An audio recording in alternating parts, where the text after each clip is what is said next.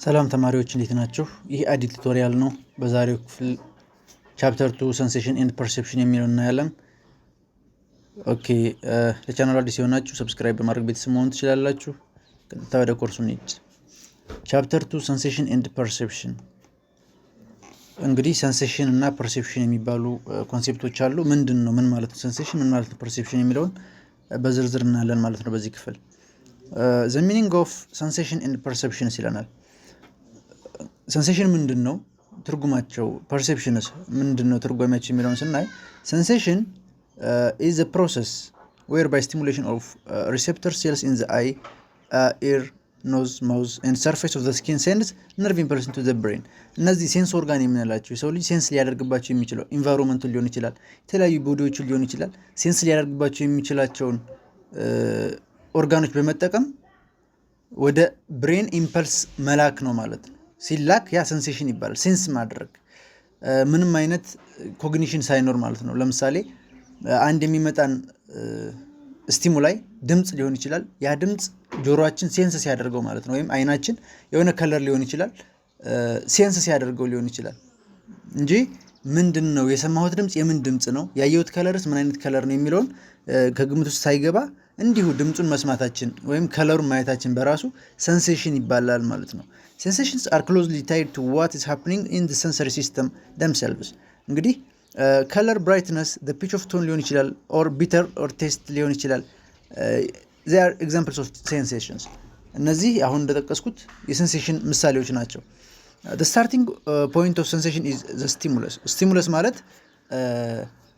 አንድ ትሪግ የሚያደርግ ነገር ነው። አእምሮን ትሪግ ሊያደርግ የሚችል ወይም ደግሞ ሊቀሰቅስልን የሚችል ድምጽ፣ ጠረን ሊሆን ይችላል፣ ከለር ሊሆን ይችላል፣ የፀሐይ ብርሃን እንዲሁም ዌቮች ሊሆኑ ይችላሉ ማለት ነው። እነዚህ ስቲሙላስ እንላቸዋለን። የሴንሴሽን መነሻ ፖይንቱ ስቲሙለስ ነው ማለት ነው። a form of energy such as light waves or sound waves ሊሆኑ ይችላሉ that can affect sensory organs such as the eye or the ear።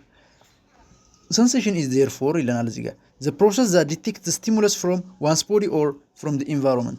ከአካባቢው ላይ ሊሆን ይችላል ወይም ከአንድ ቦዲ ላይ ድምጽን ወይም ከለርን እንዲሁም የተለያዩ ስቲሙለሶችን ዲቴክት የማድረግ ሂደት ነው ሴንሴሽን ማለት። ሴንሴሽንን ከፐርሴፕሽን የሚለየው ነገር ምንድነው? እንግዲህ ሁለቱም ኮንሴፕቶች አንድ ላይ ነው የሚመጡት ብዙ ጊዜ፣ ግን ምንድነው ዋነኛ ልዩነታቸው ስንል in real life you seldom experience simple sensations instead of simple sensations. Perceptual processes are constantly at work to modify sensory inputs into what are actually experiences።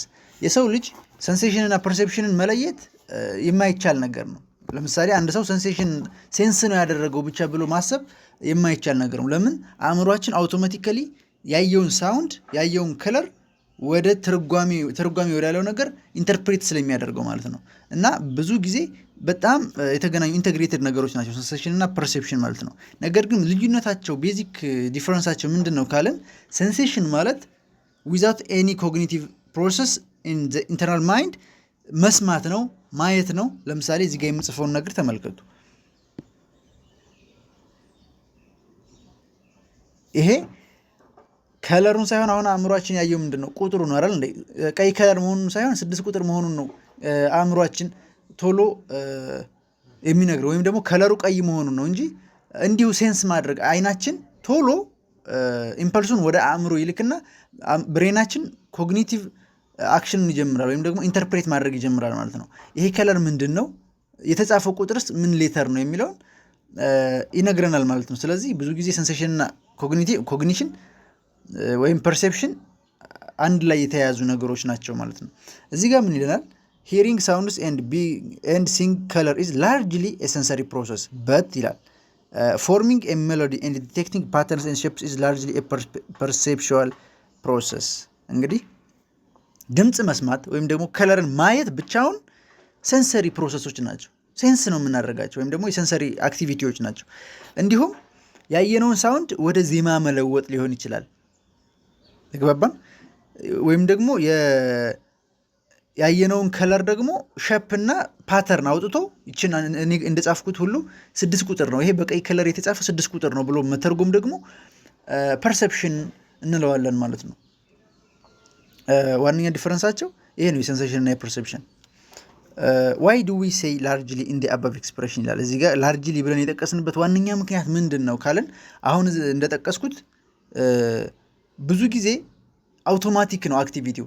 ሴንሴሽን ሴንስ እንዳደረገ ነርቮቻችን ኢምፐልሱን ወደ ብሬን ከተላከ በኋላ ኢምፐልሱ አውቶማቲካሊ ትርጓሜ ወዳለው ነገር ብሬን ኢንተርፕሬት ያደርጋል ማለት ነው፣ የሰማውን ወይም ያየውን ነገር። ስለዚህ ለዛ ነው ላርጅሊ ብለን የጠቀስ ነው። እዚህ ጋር በደንብ ተብራርቷል፣ የጠቀስኩላችሁ ነው ማለት ነው። ኦኬ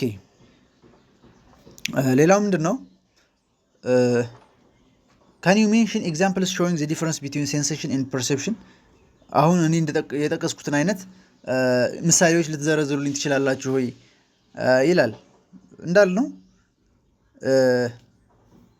ምንድን ነው ሴንሴሽን፣ ምንድን ነው ፐርሴፕሽን የሚለውን በመጀመሪያ ዲፋይን ካደረግን በኋላ ብዙ ምሳሌዎችን መጥቀስ እንችላለን። ለምሳሌ ሩቅ መሄድ ሳያስፈልገን እዚሁ ቴክስት ቡክ ላይ ይህንን ቴክስት ቡክ እያየን የተጻፉት ሌተሮች ማየት እንችላለን።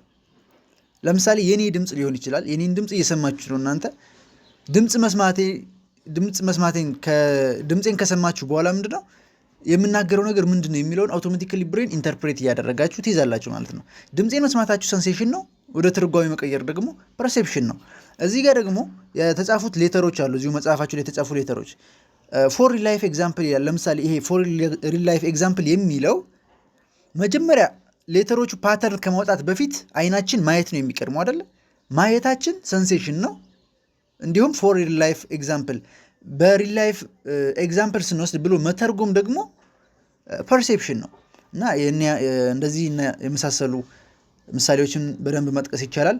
የሴንሴሽን እና የፐርሴፕሽን ልዩነት ይህንን ይመስላል። በሚቀጥለው ቪዲዮ ሴንሰሪ ላውስ፣ ሴንሰሪ ትሬሽሆልድ ኤንድ ሴንሰሪ አዳፕቴሽን የሚል ቪዲዮ ሰራላችኋለሁ። እኔ የምሰራችሁ ቪዲዮዎች እንዲደርሷችሁ ቻናሉን ሰብስክራይብ ያደረጋችሁ ቤተሰቡ ነው። ከወደዳችሁት ለወዳጅ ዘመዶቻችሁ፣ ለጓደኞቻችሁ ሼር በማድረግ አድርሱላቸው። ታንኪዩ